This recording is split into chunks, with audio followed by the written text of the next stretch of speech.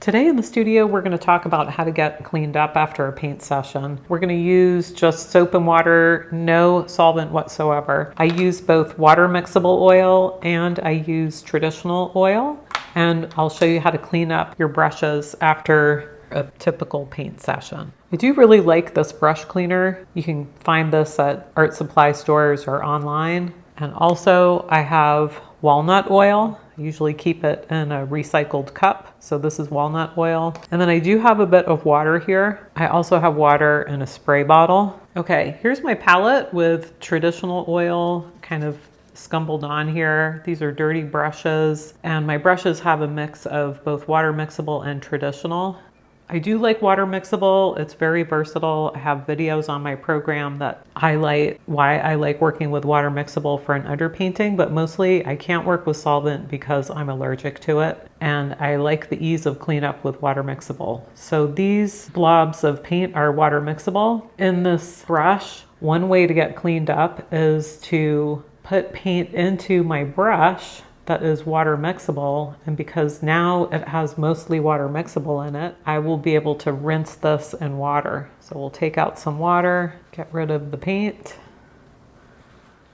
and there's still a light coating of paint in the brush, but at this point I could take this over to the sink. It would be ready for a soapy cleanup because the water mixable oil has helped release some of the pigment, especially as it gets close up in this area. As it creeps up to the ferrule, this is a really tough area to get the paint to release from.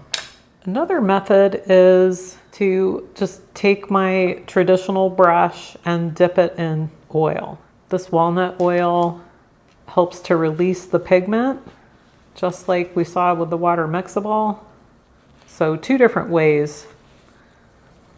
Each has their pros and cons. I would say the water mixable, I just have to remember to have that on hand, and I don't like wasting that paint. Sometimes when I'm in the field, I don't have oil at the ready because it's just kind of goopy on the palette. So I might have some water mixable. It's good to know about both, just in case you're curious about trying that, see which one works for you.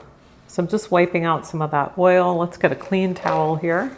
We could see that it's starting to get clean. Let's just do a bit more.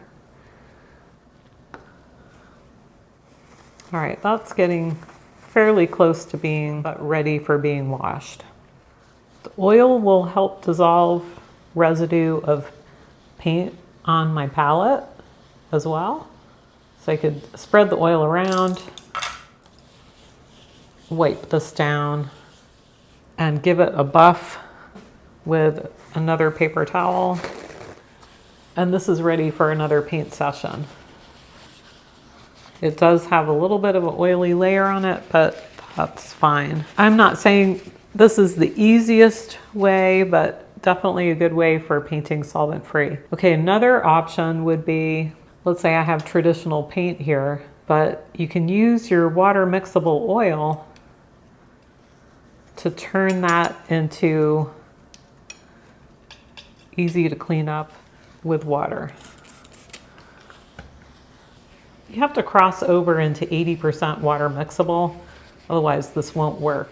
But it is pretty handy for cleanup. But in general, I start with the water mixable and then I move to traditional. I like water mixable because it dries faster, and I like the versatility of having that as a paint, especially for an underpainting. So that's why I have both out. You can pick just one, but for those interested in painting solvent-free, all of these tips I'm sharing with you are pretty handy. After your paint session, it's a very simple and easy thing to clean up with water mixable oils. You can just simply use soap and water. And it's pretty straightforward to give the brush a rinse until everything runs clear and there's no paint residue left. I like to put the brush through a couple of wash cycles and then make sure you have the brush lying down flat while it dries and the water evaporates. An alternative method is to take your brushes, wipe off any small pieces of residue for the paint, and take the brushes and put them in a plastic bag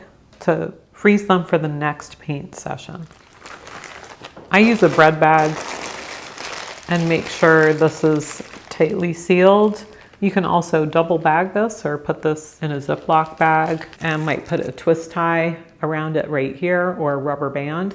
It's a really great way to preserve paint as well. You could just wrap that in foil. During the paint session, especially if you're working with traditional oil, this can save a lot of time, especially if you're working with a lot of brushes on a bigger project. You can even save the color mixes in your brushes and not have to reload the brush. So I'll do this a lot, and then I stick it in the freezer, and it's good for at least a week until my next paint session. Well, that's a closer look at how I clean my brushes. Some of these brushes are 20 years old. My brushes are my tools for creating a painting, so it's important to take care of them.